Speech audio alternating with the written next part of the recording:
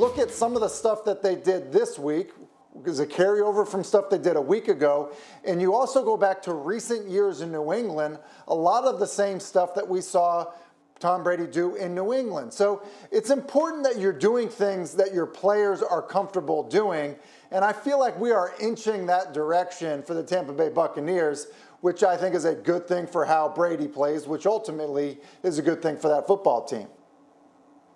Yeah, I agree. I think that in the early parts of the season, you're learning about your team and you're learning which players are best in certain situations. And with Tampa, they have been learning in the early parts of this season. They're 5-2. They're in a great spot. They're getting better offensively. And not only are they getting better offensively, they have a great defense. And in this game against Oakland, they had a little bit of give and take in this game, let up a little bit more yardage than I would have liked to see. With a quarterback, Carr did a great job. Got to have a hat off to him.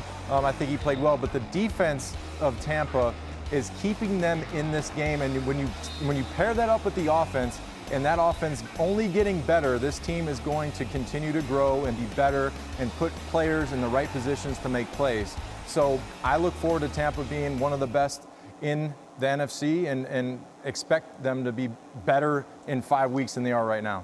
Let's talk the figurative elephant in the room, because we heard Tom Brady asked about Antonio Brown, and he deflected a little bit and made it about the current game. Antonio Brown's not eligible to join the team for a couple of weeks after week 8, so he should be eligible week 9 against the Saints. But we heard Bruce Arians more directly call it an insurance move. Tim, how would you describe the acquisition of Antonio Brown and his fit on this Bucs receiving corps?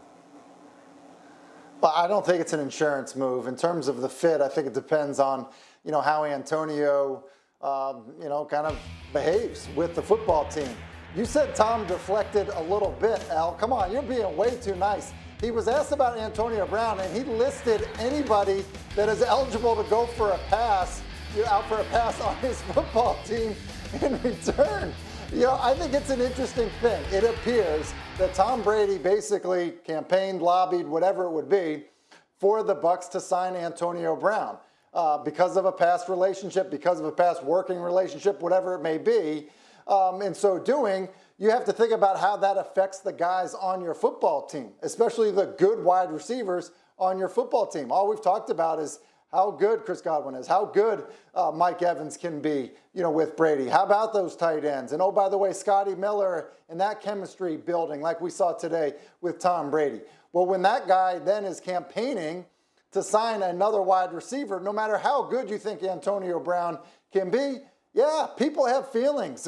Guys that play pro football look at it as, look, they're still looking for their opportunity. So I do think it does create a little bit of a unique dynamic, and I think Antonio's behavior is going to say a lot about how he fits in with everybody. No, you're absolutely right, because not only the dynamic there between the rest of the other receivers and Tom Brady sort of trying to implore the team to bring him in, but Bruce Arians very publicly saying Antonio Brown is not a fit for this team on any level, and now having to backtrack a little bit. Rob, what would you say for a guy that's played one game in a year and hasn't played a full complement since 2018? What's a reasonable expectation for what we should be expecting from Antonio Brown?